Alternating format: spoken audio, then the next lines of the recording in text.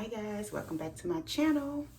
And today I wanted to start off by saying it's been a minute, right? It's been a minute.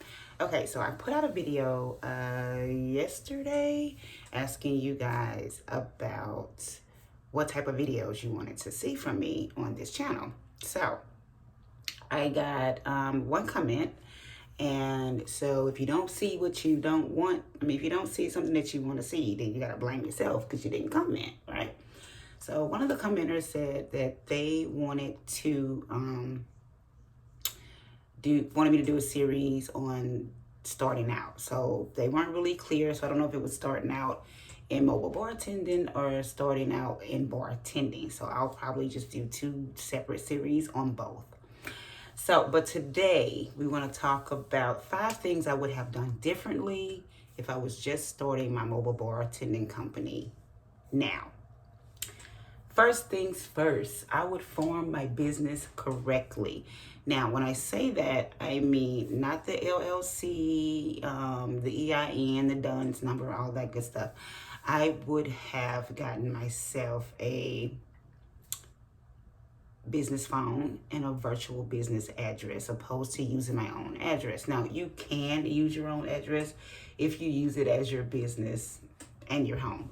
But to me, I think it's not that expensive to just go out and get a virtual address or go get an address like from FedEx, not the post office because you don't want a P.O. box.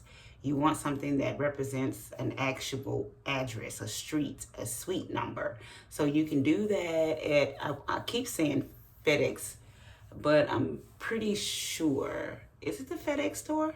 I think it is the FedEx store, but you can definitely Google it and find out where you can go and get an address and use that strictly for your business. So that was something I would have done differently. And of course, the phone.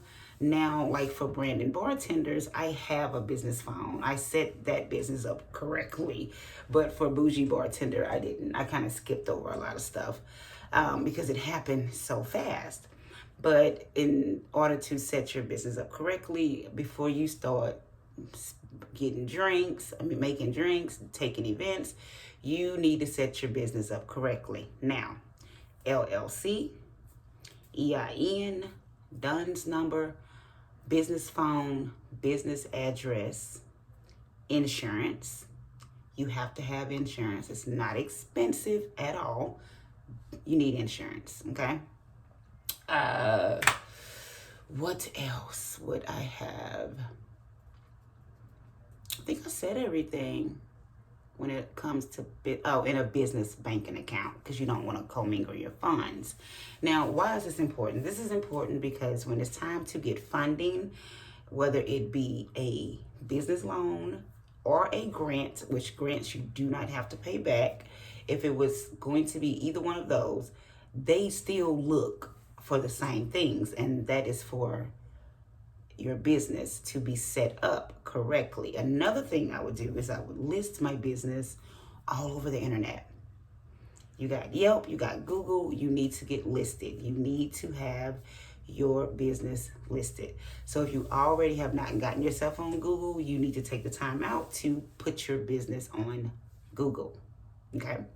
So that is the first thing I would have done differently. Second, I'm looking at my notes over here. Second, I wouldn't have been the cheapest. Starting out, I started doing events for lower than what I should have been doing. And I guess a part of me did that because, for one, I wasn't aligned with the value that my company brought. I'll be honest with that. 2, I felt like the cheaper I was, the more clients I got. Oh, I got a lot of clients, problematic clients, because the people who pay you the less are the worst. That's my opinion. That's from my experience. So I definitely would not be the cheapest. Now, I wouldn't come out the gate being the most expensive unless you have been in bartending forever and you are on your shit. and you just decided you're going to open your company and you don't want to work for other people anymore, then yes, you need to set your price accordingly. If you are a great mixologist, then you don't need to be setting prices like you have just started bartending. You don't need to do that to yourself, because it will put you in a box, and you will notice that the only people you attract is bargain basement shoppers. Bartending, a mobile bartender for your event, is a luxury. I say this all the time. It is a luxury, okay? Which means people don't have to have it. And when is the last time you seen a discounted luxury item? That's why I cringe every time I see one of you guys put a discount up for your services. If you would just get the VIP day, I would teach you how to never give a discount. Ever, ever, ever, unless you really just want to. Like if you just wanted to do something for your clients, you could, but you're not doing it to get business, okay? So that will be the second thing that I would not be doing anymore. Number 3, I would form relationships over referrals. Now, I automatically got referrals because I was already in the bartending world. People knew who I was. I was already working at a very popular bar for some years at that point. So people knew who I was. So they were constantly hiring me outside of my job. And they would, word of mouth, which word of mouth is great. Referrals are great. But what you want to do is you want to build relationships. You want to build relationships with venues, with other vendors. And you want to be authentic when you're doing this. You do not want to try to strike up a friendship with somebody just because they may be booming at the moment in business. Okay, because it's fake and people can see straight through that. And it's not going to end well for you. But I would do more networking events. If you're struggling to get like any events off the top, start doing gig work. You can do quick, you can do bacon. I will put both my referral codes down for you guys in the bottom end of this video. But that is not only a way to make a little extra money, it is a great way to meet tons of people, network with tons of people. So get your business cards. Like I notice people say business cards are so out. Okay, maybe they are, but a lot of people don't have social media. Okay, so get those business cards out, honey, and take them with you. Get talkative, get to know people, see what they do, and build relationships, because I promise you, relationships in business will take you so much further than just pretending to like people for their referrals. Because if that's what you're doing, then the referrals are going to dry up, and then you don't have relationships with people, so now you're dead in the water. Okay, so I would definitely build more relationships in the beginning and all throughout too, but I would definitely build relationships. Number 4, I would put 80% of my earnings from my business back into my company. I was making so much money, guys, that I was spending it fast as I got it, right? But I wasn't spending it on the right things. I was just spending money, buying all type of trinkets for my bar, stuff that I rarely ever used. Like I went out and bought a bar, which is fine, you can do that. But most of the events I did, they already came with bars, or the people already had tables set up. So I rarely used the bar. I got to the point where I was just renting it out at that point because I rarely got to use it. So I definitely would put 80% of my money back into my business. I wouldn't be like, oh my God, I just got like $6,000 in contracts this month.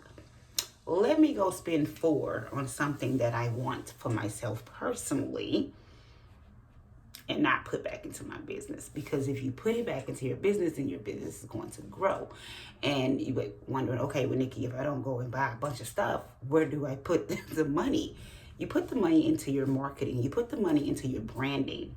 You put the money into your education. Oh, and let me go back to number 1, doing your business correctly. A lot of people do bartending school.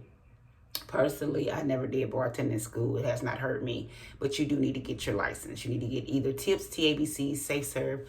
So let me put that in there right quick. But anyways, 80%.